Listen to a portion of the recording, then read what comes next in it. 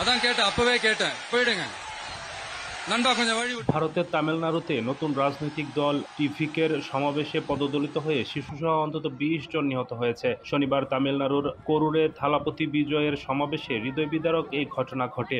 এদিন পুলিশ সূত্রের বরাতে এ তথ্য জানিয়েছে এনডিটিভি। যদিও নিহতের সংখ্যা নিশ্চিত করতে পারেনি গণমাধ্যমটি। নিহতদের মধ্যে ৩ জন শিশু রয়েছে।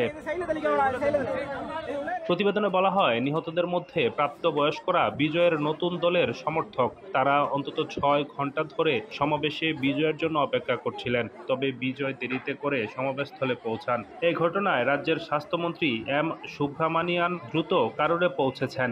মুখ্যমন্ত্রী এম কে স্টালিন জেলা সচিব বি সেন্টিভিসকে পরিস্থিতি তদারকির নির্দেশ দিয়েছেন। প্রতিবেদনে বলা হয়, বিজয় যখন বক্তব্য শেষ করেন, হঠাৎ অতিরিক্ত ভিড়ের মধ্যে কয়েকজন মানুষ অজ্ঞান হয়ে পড়েন। তাদের অ্যাম্বুলেন্সে হাসপাতালে নেওয়া হয়।